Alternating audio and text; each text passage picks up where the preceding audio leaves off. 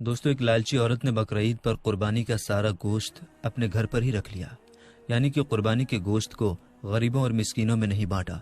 लालच में आकर उसने सारे गोश्त को अपने फ्रिज में भर लिया। लेकिन उसके बाद में अल्लाह की कुदरत से उस औरत के साथ में जो कुछ हुआ उसके बारे में जानकर आप भी हैरान हो जाएंगे, आप सोचने पर मजबूर हो जाएंगे। इसलिए आज की ये वीडियो आप सभी के लिए बहुत ही ज्यादा खास है। आप इसको आखिर तक जरूर देखें और मेहरबानी करके इसे शेयर भी कर दें ताकि ये वीडियो और भी लोगों के पास पहुंच जाए। तो चलिए दोस्तों शुरू करते हैं। दोस्तों, बकरीद के दिन की सुबह हो चुकी थी, सूरज भी निकल चुका था। आज के दिन की सुबह जोया को कुछ ज्यादा ही अच्छी लग रही थी। आखिर लगती भी क्यों नहीं, क्योंकि आज बकरीद का दिन था। जोया अब्दुल भाई की एक 8 साल की बच्ची है। जोया के अब्बू जैसे ईद उल अजहा की नमाज पढ़कर वापस अपने घर आए तो जोया खुश होते हुए अपने अब्बू से पूछने लगी, अब्बू जान, आज तो बकरीद का दिन है, आज तो हमारे घर पर गोश्त आएगा ना? या फिर पिछले साल की तरह इस बार भी हमारे घर पर कोई गोश्त देने के लिए नहीं आएगा? तो इस पर अब्दुल भाई ने अपनी बेटी जोया को तसल्ली देते हुए कहा, हाँ मेरी बेटी, हमारे घर गोश्त क्यों नहीं आएगा, जरूर आएगा। इस बार तो हमारे पड़ोसी डॉक्टर साहब ने कुर्बानी का बड़ा जानवर लिया है, और हाँ, वो मास्टर साहब भी तो कुर्बानी का बकरा लाए हैं, उनके घर से हमारे लिए जरूर गोश्त आएगा। सब्र रखो मेरी बच्ची, हमारे घर जरूर गोश्त आएगा।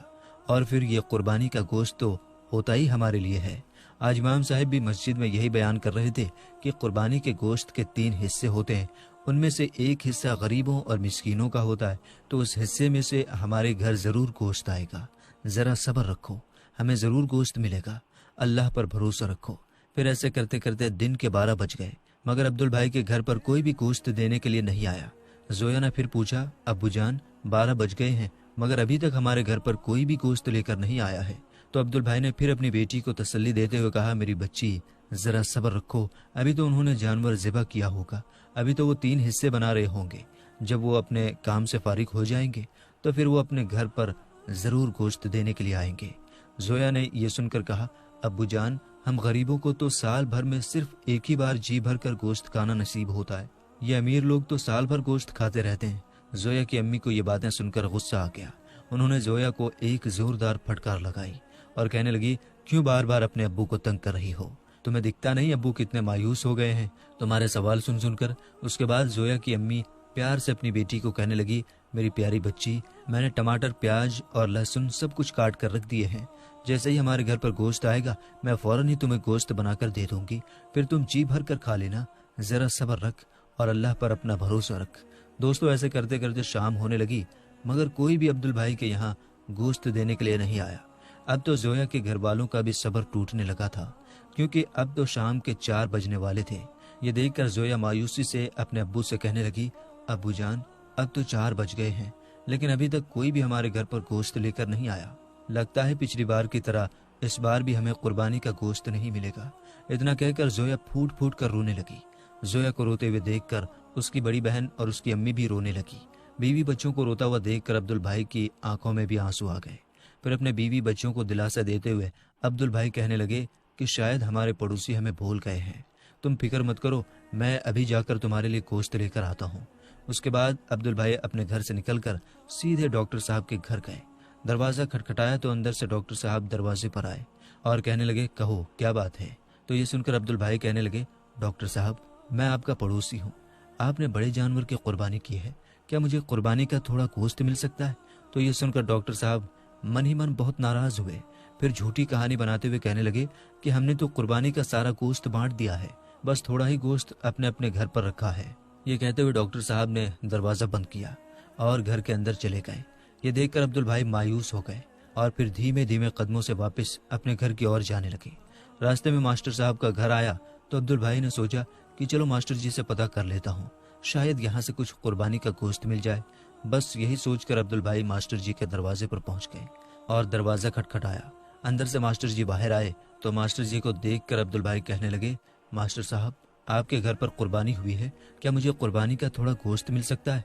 तो ये सुनकर मास्टर जी ने बड़ी बड़ी आंखें बनाई और कहने लगे कि तुम यहीं रुको, मैं जरा अंदर जाकर पता करके आता हूँ। उसके बाद मास्टर साहब घर के अंदर गए और थोड़ी देर के बाद एक थैली हाथ में लेकर वापस बाहर आए। उन्होंने वो थैली अब्दुल भाई के हाथ में थमा दी और फिर इस तरह से दरवाजा बंद करके भागे जैसे वो कोई बम फेंक कर भाग रहे हों। खैर, हाथ में थैली देखकर अब्दुल भाई बहुत खुश हुए और फिर खुशी खुशी अपने घर पहुंच गए।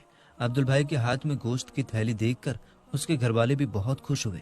انہوں نے جلدی سے وہ تھیلی لے کر اس کو کھول کر دیکھا تو اس کو دیکھ کر سب گھر والے رونے لگے، کیونکہ اس تھیلی میں سے 2-4 گوشت کے ٹکڑے اور باقی کی چربی تھی۔ یہ دیکھ کر عبد البھائی نے بے بسی سے اپنے گھر والوں کی طرف دیکھا اور کہنے لگے کہ شاید اس بار ہمارے نصیب میں قربانی کا گوشت نہیں لکھا ہے۔ اتنے میں زویا کی امی کہنے لگی، اتنے ناشکرہ مت بنو، اللہ تعالیٰ بہت بڑا اور رحم کرنے والا ہے۔ میں نے ٹماٹر اور پیاز کاٹ کر رکھے تھے، چلو میں آپ کو اسی کی چٹنی بنا دیتی ہوں۔ ہم سب یہی چٹنی کھا کر اللہ کا شکر ادا کرتے ہیں۔ دوستو، اس کے بعد زویا کی امی چٹنی بنانے کے لیے رسوئی گھر میں چلی گئی۔ اتنے میں باہر سے کسی کی آواز آئی، عبد البھائی، عبد البھائی۔ عبد البھائی نے باہر جا کر دیکھا کہ باہر منصور چاچا کھڑے ہیں۔ منصور چاچا بازار میں سبزیوں کا ٹھیلا لگاتے ہیں۔ ان کے ہاتھ میں ایک تھیلا تھا جس میں 3 سے 4 کلو گوشت بھرا ہوا تھا۔ انہوں نے کہا کہ میرا بیٹا آیا ہے، شہر سے ہمارے لیے بہت سارا گوشت لے کر آیا ہے، ہم اتنا کھا نہیں سکتے، ہم نے اپنی ضرورت کے حساب سے گھر میں گوشت رکھ لیا ہے اور باقی کا گوشت میں آپ کے لیے لے کر آیا ہوں۔ آپ بھی اپنے گھر میں گوشت پکائیں اور خوشی خوشی کے ساتھ بقرعید کا تہوار منائیں۔ اتنا سارا گوشت دیکھ کر عبد البھائی کے گھر میں خوشی لوٹ آئی اور سب نے منصور چاچا کو بہت دعائیں دی اور اللہ کا شکر ادا کیا۔ اس کے بعد زویا کی امی نے جلدی جلدی گوشت پکایا اور اپنے بچوں کو پیٹ بھر کر گوشت کھلایا۔ اس کے بعد عبد البھائی کے سب گھر والوں نے قربانی کا گوشت کھا کر اللہ تعالیٰ کا لاکھ لاکھ شکر ادا کیا۔ اب دوستو ادھر آپ اللہ کی شان دیکھیے، اسی شام کو ایک زوردار طوفان آ گیا۔ اس طوفان کی وجہ سے شہر کی ساری لائٹ است ویوست ہو گئی، جگہ جگہ پر بجلی کے کھمبے گر گئے، کئی جگہ پر بجلی کے تار ٹوٹ گئے۔ اس وجہ سے پھر عبد البھائی کے شہر میں 2 دنوں تک لائٹ نہیں آئی۔ اس کے بعد اگلے دن عبد البھائی نے دیکھا کہ ڈاکٹر صاحب اور ماسٹر صاحب قربانی کا سارا گوشت گھر سے باہر پھینک رہے ہیں، کیونکہ بجلی نہ ہونے کی وجہ سے ان کے فریج وغیرہ سب کچھ بند ہو گئے تھے۔ اس وجہ سے ان کا رکھا ہوا سارا گوشت خراب ہو چکا تھا۔ اب کتے اس گوشت پر جھپٹا مار رہے تھے۔ یہ دیکھ کر زویا نے کہا، ابو جان، کیا قربانی کا گوشت کتوں کو کھانے کے لیے بھی ہوتا ہے؟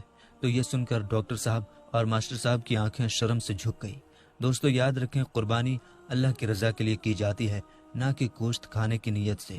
قربانی کے گوشت کے 3 حصے ہوتے ہیں۔ ان میں سے پہلا حصہ آپ غریبوں اور مسکینوں میں بانٹیں، دوسرا حصہ آپ اپنے رشتہ داروں اور پہچان والوں میں بانٹیں، اور تیسرا حصہ آپ اپنے گھر میں خود کے لیے رکھیں۔ اس لیے آپ جب بھی قربانی کریں تو گوشت کا پہلا حصہ غریبوں اور مسکینوں میں ضرور بانٹیں۔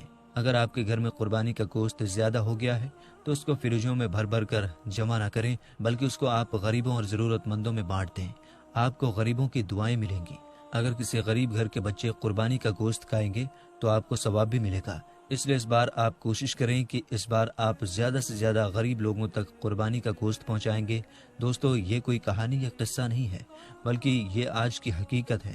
آج ہمارے معاشرے میں کچھ ریتی رواجوں کے چلتے ہمارے آس پاس میں نہ جانے کتنے ہی ایسے غریب گھر ہیں جو قربانی کے گوشت سے محروم رہ جاتے ہیں۔